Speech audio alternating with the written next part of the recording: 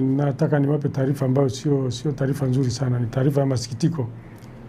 Taarifa ambayo inahusu kifo ni kwamba tarehe 27 mwezi wa 5 mwaka 2025 majira ya saa 5 usiku na dakika chache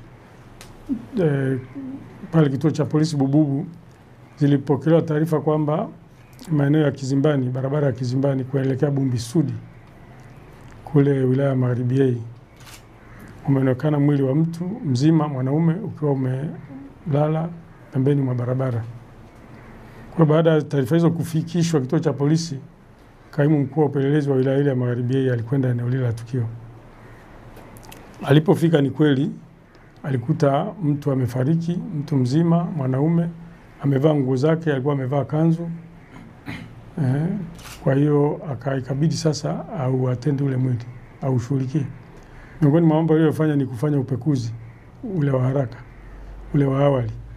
Katika upekuzi huo alibahatika kupata kitambulisho ambacho kilimtambulisha mtu huyo kwa jina la Jabiri Haidari Jabiri.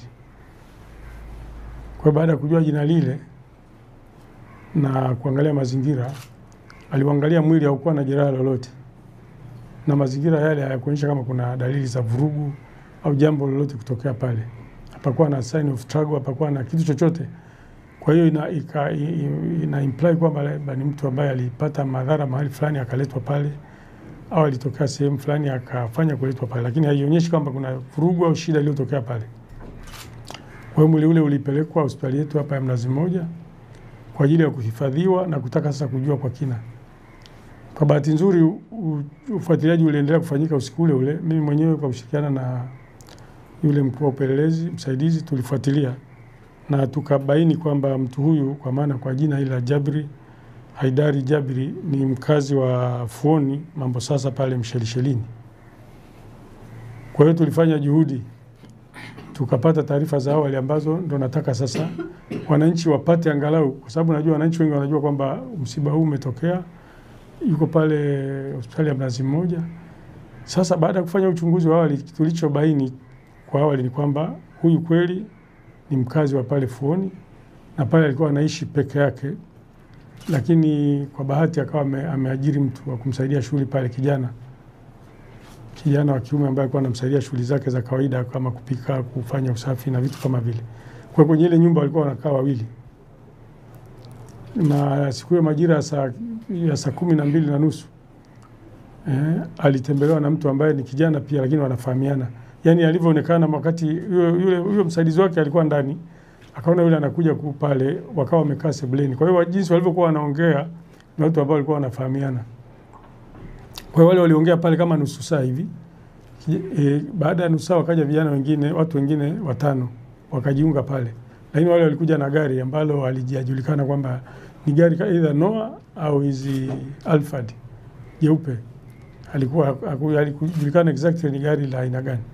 Walivyoingia wale wakaongea naye kidogo pale, wakakaa kwenye saa 2:30 wakaondoka wote. Wale waliokuja na yule mgeni wake wa kwanza ambaye alimfungulia yeye, wakawa wameongea wakaondoka wote, wakapanda kwenye gari wakaondoka. Alivyomuuliza akasema nitakujulisha.